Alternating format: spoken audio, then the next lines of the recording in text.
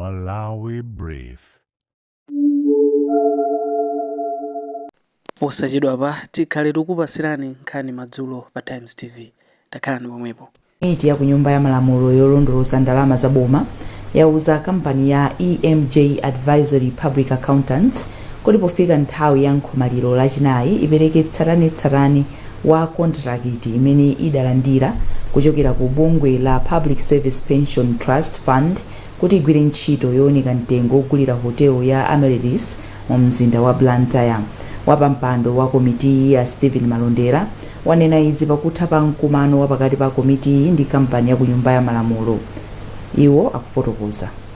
Mena anaimba phone chifukwa anayamba kugwira ntchito imeneyi apalibepo contract yosainidwa bwinobwino, anangolandira phone kuti ayamba ndipo kuthamanga mukamaliza ndezi nazo tizikambirana pa njira.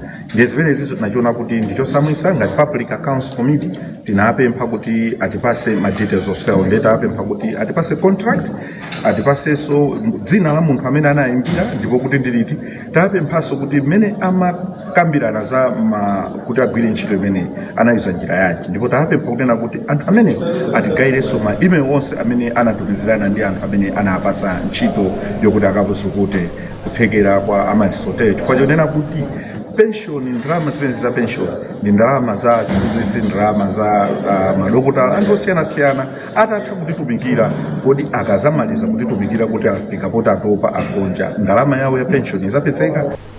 Mkulu wa kampani Emmanuel Chisale analankhula motere. Ife mbali yathu tinangobwera tangopanga report ya advisory. So ifewo tinangopanga advisory. Kutenga ndi zimene tinapeza kungopanga advice. Ndikupereka zoyenera kuchitazo. Komano zoyenera kuchitazo ifewo sinatenga nombali. Apart from kungopasa figures, these are the figures that we think should be there. Malipoti akusonyeza kuti yemwe anali mkulu wa Malawi Broadcasting Corporation MBC a George Kasakula awamanga.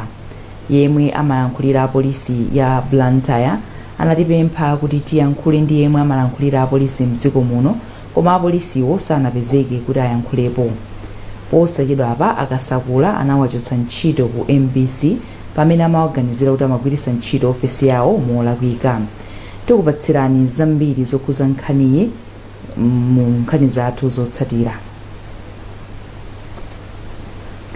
Oyankhulapo pa nkhani zosiyana-siyana mdziko muno apempha bungwe la Electricity Supply Corporation of Malawi ESCOM kuti libweretse njira zokhazikika zomwe zingachepetse kuzimazima kwa magetsi mdziko muno.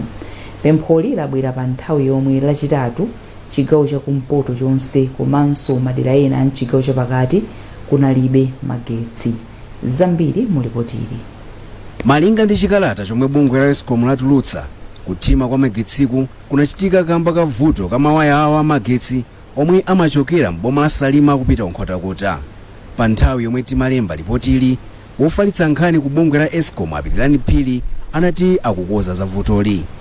Inde titsimikize kunena kuti chakumawa kuno magesi athima pali za chigawo chapakati komanso madera ambiri ku chigawo chakumpoto. Izi zachitika chifukwa pali vuto kapena kunena kuti 40 pa line mati overhead line yayikulu imene 132 kV kuchokera ku Salima kupita ku Nkhotakota. Izi zachititsa kuti maboma ngati Nkhotakota, Kasungu komanso malo ambiri ku chigawo chakumpoto akhale opanda magetsi. Koma tunena pano ma-engineers athu ali pa ground kutakataka kuti magetsi amene wawa abwerere mwasangasanga, chikukhulupirira kuti nthawi iliyonse masanano vuto limene likhala kuti lakonzedwa. Mmodzi mwa anthu omwe amayankhulapo pa zinthu zosiyana-siyana Peter Mumba anati pali kufunika kuti papezeke yankho lokhazikika ponena kuti kuthimathima kwa magetsiku kumasokoneza ntchito zachuma.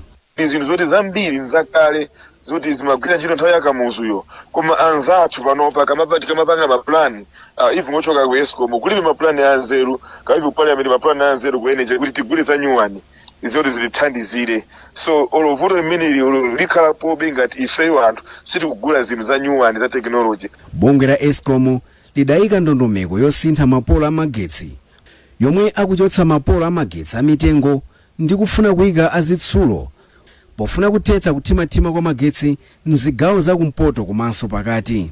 bungweli layikanso chiyembekezo chake pa ntchito yotenga magesi mdziko la Mozambique.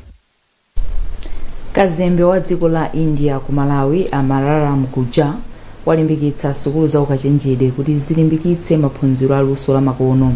Aguja ati maphunziro otere angakonzekeretse komanso kutukula luso pamene mayiko apa dziko lapansi akutukuka kwambiri pa ntchito za luso la makono. Iwo ayankhula izi pa zokambirana zimene anali nazo ndi akuluakulu a sukulu ya ukachenjede ya Mzuzu. Macloyd Chilangiza walemba ripoti ili limene akuwerenga ndi Chimwemwe Maseko.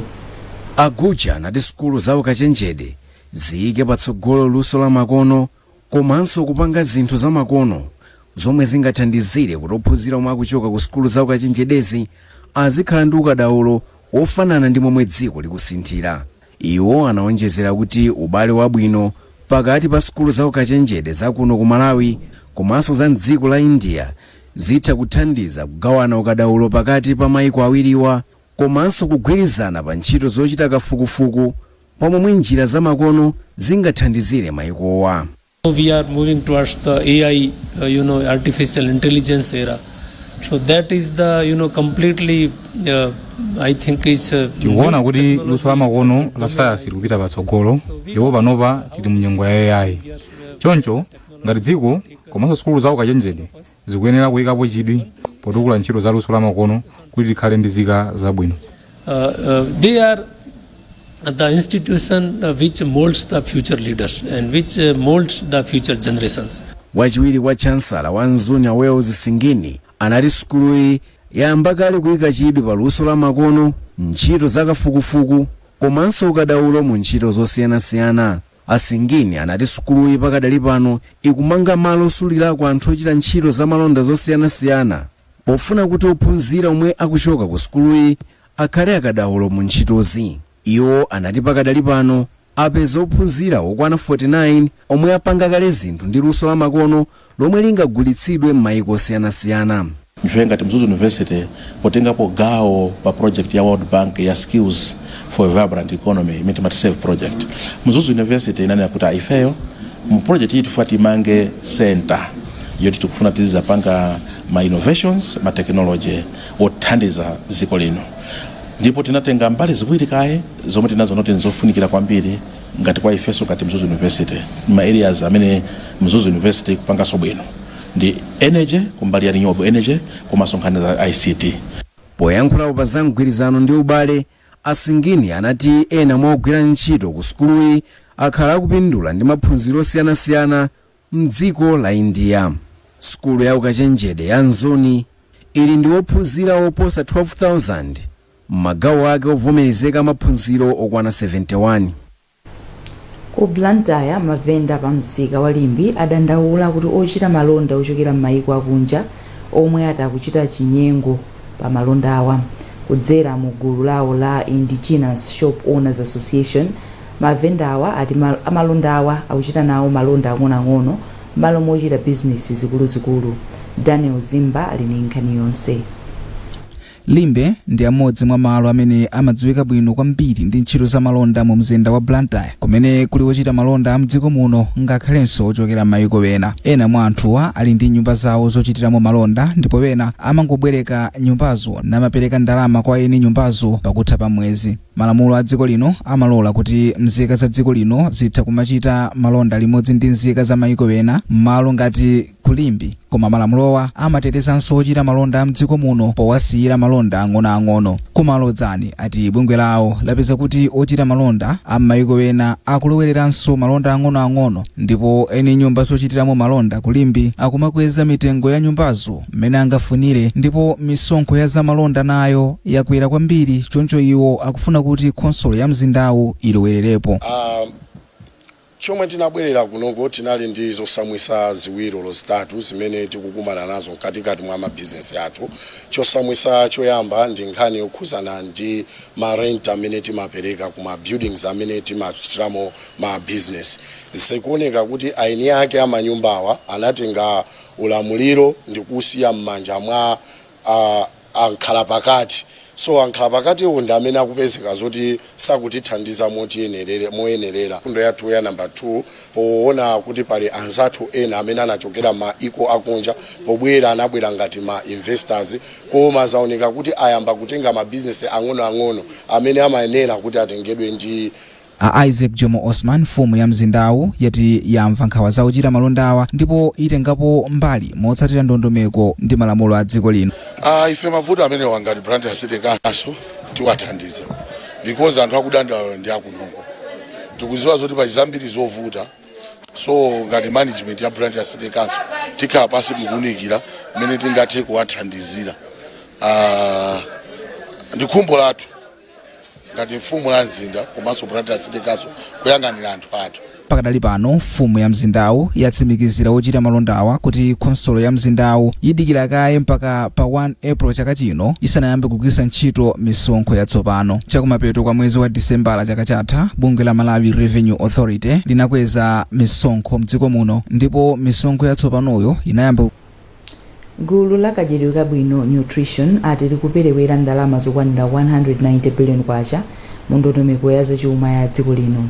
Boma lapereka ndalama zokwana 52 billion kwacha ku gawoli zimene akatswiri kuti nzosakwanira. Akatswiriwa apereka zotsatira za kauniuni wawo pa ndalama zimene zaperekedwa ku gawoli lachiwiri mu mzinda wa Lilongwe. Pemphero Malimba ali ndi zambiri mu ripoti ili. Malinga ndi kauniuni amene anaperekedwa ndi a Godwin Nyilongo pamwambowu, ndalama zimene zaperekedwa kuti zipite ku gawo la madyedwe abwino zikuchepa ndi 190 billion kwacha, kamba kuti mapulani opititsa patsogolo madyedwe abwino amafuna kuti dziko lino lidzika ndalama zokwana 240 billion kwacha pa chaka ku nkhani zokhudza madyedwe abwino. Mkulu woyendetsa ntchito za bungwe la Civil Society Organizations Nutrition Alliance SONA a Joseph Gausi ali ndikofunika aphungu a kunyumba ya malamulo a komiti yona za umoyo kuti apemphe boma kuti lonjezere ndalama zopita ku nthambi. Ndi kuti kwa zaka 10 sitikusuntha tikubwerera mbuyo. Ili ndi vuto lalikulu chifukwa tikudziwa kuti tikakulekerera vuto la ukinimbirali ndi kuti mavuto a nkhani zakadyedwe kabwino akhalabe vuto. Tikudziwa kuti izi ndi zofunikira kwa ana athu kuti achite bwino ku sukulu, nkhani yakadyedwe kabwino yenera kukhala kuti ipite patsogolo. Mkulu wa nthambi yona za madyedwe abwino ku sukulu ya ukachenjede ya Luwana Alexander Kalimbira achenjeza kuti kulephera kuthana ndi vuto la kunyentchera kumene pakadali pano kuli pa 38% kukhoza kupangitsa kuti dziko lino lisamachite bwino pa nkhani za chuma komanso kukolezera imfa zina zimene zimadza akamba ka vuto lonyentchera. Apa Kalimbira ati ndikofunika aphungu a kunyumba ya malamulo akambirane bilu yokhudza zakudya komanso kadyedwe kabwino imene adayilemba mu chaka cha 2009 koma sadayikambirane mnyumbayi. Nthawi zinaso mundivomereza timagula zinthu zimene alembapo ndi zakudya koma zimene alembapo si chiyankhulo chakuno ku Malawi. Tikunena kuti itakhala bill major yadutsa ku parliament yakhalapo Amalawi azigula zinthu zimene awerenga adziwa kuti ndi zawo komanso ndikotheka zikatero kuti iwo amene ali ndi maudindo otsatira kuti zimene zikuchitika azitha kuchita. Wachiwiri kwa pampando wa komiti ya kunyumba ya malamulo yona za umoyo amolini Saulachirwa alonjeza kuti komiti yawo ichitapo kanthu pamapemphowa. Ndipo ndi chikhulupiriro chonse kuti tikakambirana ndi pamene ili staki fika makamba zoti mwina ili staki ku Ministry of Justice sali so sure kuti yapanga staki patipo koma tizichita follow up tione akatipanga orient kuti tiyambira patipo ndi chikhulupiriro chonse kuti bill imene izachita pasi. Bungwe la SONA lakhala kuyitanitsa komiti ya kunyumba ya malamulo kuti akambirane nkhani zokhudza madyedwe abwino kuyambira mchaka cha 2016. Bungwe la Asilamu la Kadria Muslim Association of Malawi lapempha mgwirizano pakati pa Malawi komanso kukhala ndi maganizo otukula dziko lino pomwe iwo ali mu mwezi wa Ramadan. Wapampando wa bungweli mdziko muno Musa Balasani ayankhula izi atakumana ndi komiti yoyendetsa bungweli ku Mzuzu. Feston Malekezo ali ndi zambiri.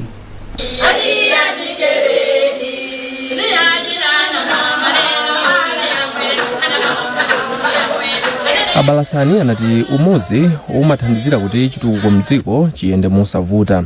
Iwo anapemphanso Asilamu mdziko muno kuti azilimbikira maphunziro ponena kuti izi nzothandiza kuti chitukuko chikwere mdziko. kenaka iwo anati kukumana kwawo ndi makomiti a maboma osiyanasiyana cholinga chinali kufuna kuwalimbikitsa ponena kuti angosankhidwa kumene. Ndawabwesa uthenga oti tikhale anthu amodzi ogwirizana. Asilamu timakhulupirira kuti ndi anthu okonda mtendere. Zimakhala zinthu zomvetsa chisoni komanso zochititsa manyazi tikamaona ma social media kuti asilamu akutengerana ku koti akumenyana. Kwa anthu amene amakhala mayiko ena zimaonesa ngati ife anthu achisilamu timangochivala chisilamu koma sichikuchokera pansi pa mtima.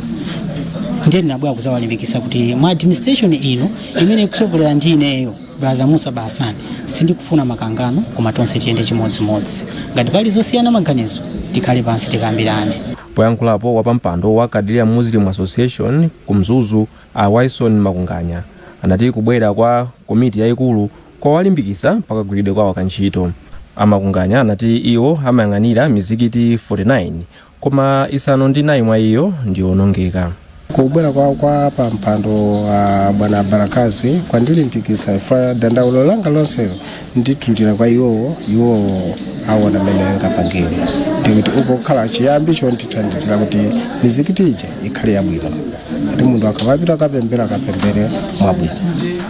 Bungwe la Kadiria Muslim Association of Malawi lakhala lili mu mpungwepungwe wa utsogoleri omwe unachititsa kuti bwalo la milandu lithetse mipandoyo. Komiti yatsopano inasankhidwa mchaka cha 2025 ndipo ikhalapo kwa zaka zisanu mchimodzi. Bungwe lolimbikitsa amayi opanga malonda mu Africa lalangiza mayiko kuti akhazikitse ndondomeko zothandizira amayi kuchita bwino pa malonda. Mkulu wa bungweli a Chikakula Miti wanena izi pa tsiku lokumbukira amayi pa dziko lonse. Rebecca Chincheka Matemba akufotokoza.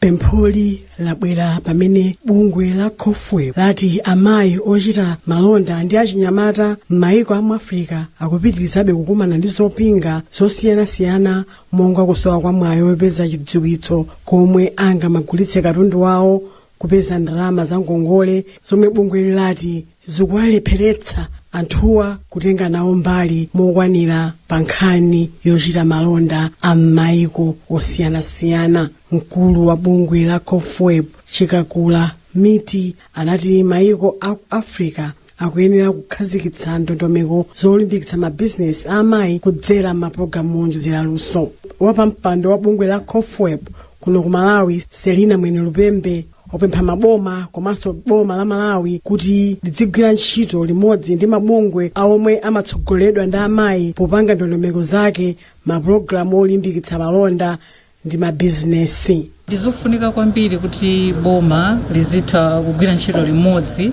ndi mabungwe amene akupanga za azimayi komanso ndi azimayi eni ake amene akupanga mabizinesi. Chifukwa chakuti kuti awafikire bwino ayenera kuti azimayiwo akhale nawo popanganso ziganizo zokonza mabizinesi awo.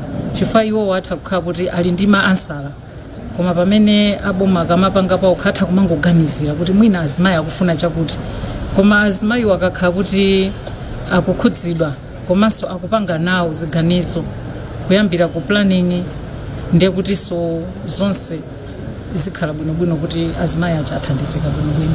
Bungwe la Khofwe linakhazikitsidwa mu chaka cha 1993 ndi atsogoleri a mayiko a mu Common Market Eastern and Southern Africa COMESA, ndipo limagwira ntchito yofuna kulimbikitsa amayi ndi achinyamata kuchita malonda makamaka mchigawo cha COMESA.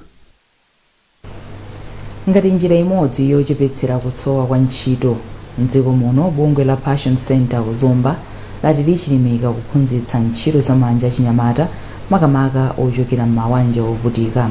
Izi zidalenedwa pamene bungwe limapereka masatifiketi kwa achinyamata okwana 27 omwe amaliza maphunziro awo. Mike Mataka ali ndi zambiri mu ripoti ili limene wawerenga Sam Banda Jr. Poyankhula pamwambo wopereka zikalata ku gulu lachinayi kuzomba, mkulu wa Passion Center So Mateyu apempha achinyamata omwe amaliza maphunzirowa kuti akagwiritse bwino ntchito luso lomwe aphunzira kuti akapindule. Amateyu atinso maphunziro awo ndi okonzedwa mwapamwamba ndi cholinga choti ophunzirawa akathandizike komanso akakhale nzika zodalirika za dziko lino. tinawalimbikitsa anyamata athu kuti aphunzira maluso mmene makambira komanso apasidwa zida koma kunjako kuliso anthu ena maluso ngati omwewo iwo akasiyana bwanji ndi ena ndi tinalimbikitsa kuti one akadzipereke kudalira mulungu taaphunzitsa ndi tumwa wa mulungu komanso chachiwiri akagwiritse ntchito luso limene asakangokulikhalira titero akaligwiritse ntchito kunena kuti ndimakanga limpikisano kuli ena akusoka ena akusoka anthu amafuna apite kumene akudziwa kuti ndikapitisa nsalu yanga akasoka bwino.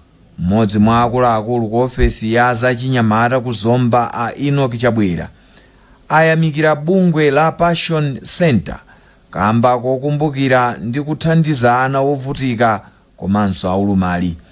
Iwo ati kuphunzitsa achinyamata luso lamanja kuli ndi kuthekera kwakukulu kochepetsa vuto la kusowa kwa ntchito.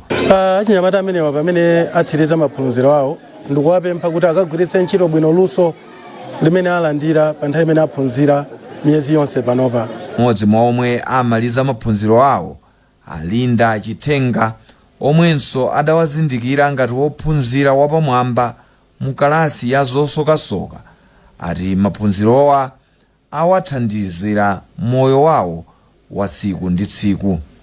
Iwo ati luso komanso zida zomwe alandira ziwathandiza kuti atumikire anthu akumuzi kwawo komanso kukhala odziyimira pawokha pachuma. Ngati neyo wa tailoring and fashion design ndikuona kuti ndisintha kwambiri ndipo pakha kusintha kwakukulu ingakhale kubanja langa fuka kwathu sikuchita bwino koma ndi luso limene ndatenga kunoko nditha kukaphunzitsa anthu ena osiyanasiyana ndikhozanso kukathandiza anthu ena amene akuvutika monga momwe amachitira Passion Center. Alusowa alandira upangiri wakuya kudzera mu zosokasoka zosemasema komanso zaulimi ndipo anapasidwa katundu wina oyambira ntchito yawo. Nkhani zathu ndi zomwezi.